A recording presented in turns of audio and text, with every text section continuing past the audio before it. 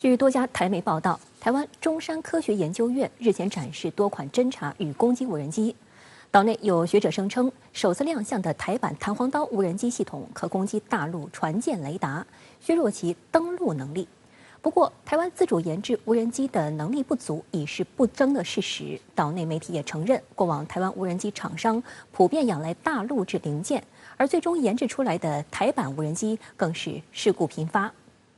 台湾中科院14号进行军用军规无人机发展与应用成果展示。攻击型无人机部分展示了巡飞弹无人机、反辐射无人机、卫星定位无人机及目标影像无人机。侦察型无人机包括战术进程无人机、瑞渊1型及2型无人机、腾云无人机、红雀2型及3型无人机。其中，号称台版弹簧刀的巡飞弹无人机系统首度亮相，并引起台媒的广泛关注与报道。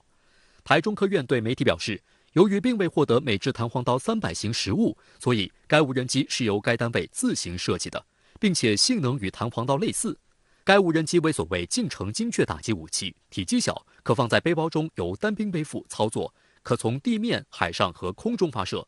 制导控制距离超过10公里，滞空时间超过15分钟。荷载台高爆弹头，可借由导航朝目标实施撞击，犹如会飞行的手榴弹，具备应对登陆作战的所谓反制能力。台中科院院长张忠诚15号表示，台版弹簧刀预计7月作战测评，2024年量产。台中科院航空所负责人齐立平则透露，该所还在研制更加大型和长航程的巡飞弹类武器。要渡海截击或者是袭敌于半渡，那可能是有点困难，可能还有比较大型的也在研制当中。作为台湾地区来讲呢，它现在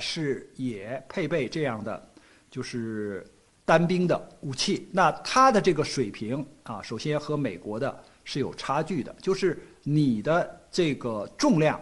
你的这个飞行的距离，因为它是靠电池啊作为动力的，你的指引或者是导航的这些设备和美国可能有一定差距。再有就是你的爆炸的威力，因为你的载荷是比较有限的，爆炸威力是比较有限的，所以你又没有美国的。比如说像它那种比较精确的 GPS 制导，因为美国是有 P 版，也就是军用版的非常精度高的这种导航的系统，那你台湾当局不具备就是美国的这套信息链的保证。据悉，美国的弹簧刀无人机系列分为300和600两种型号。对于小型的弹簧刀300来说，它的重量包括发射器只有2.5公斤，在使用时可以整合野战背包，由单兵携行。部署完成导发射打击敌人也只需要2分钟，而弹簧刀600的单机重约在15公斤左右，佩戴发射器后重量增加到31公斤，再加上专用遥控站，总重约为54.5公斤。日常使用是需要2到3个人的小组共同配合进行协行操作，当然从部署到发射的时间最快只需要10分钟左右。相较之下，台湾自身无人机产业技术基础薄弱，让岛内舆论对台版弹簧刀普遍信心不足。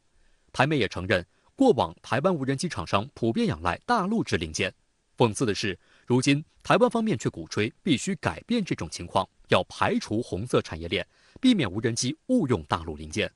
但就在上个月，台湾一款号称绝对没用大陆零件的所谓先进无人机又出现重大事故。2月22号，一架隶属台中科院的腾云无人机在台空军花莲基地进行飞行测试时，突然冲出跑道，冲进草坪，造成机身毁损。由于体积庞大，靠人力无法搬运，因此最后是被大型吊车吊离，拖车脱离现场。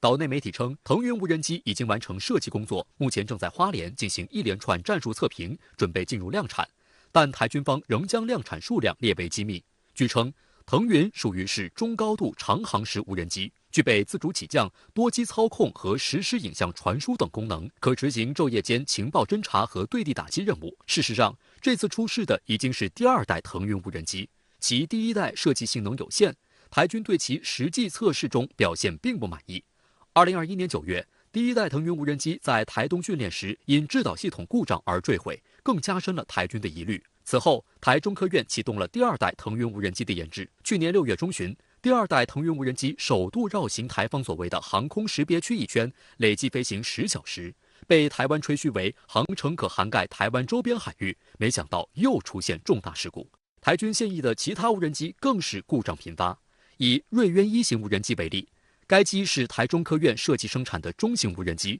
上世纪90年代开始秘密研制，直到2008年因为原型机坠毁才首次被外界所知。2010年，台陆军以瑞渊项目为名采购8套共32架该型无人机，随后因为接收的第一批4架全部坠毁，直至2013年才正式服役。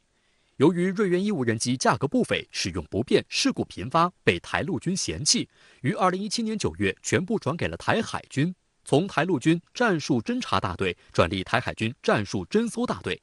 据统计，自服役以来，至少11架瑞渊1无人机因不同原因坠毁。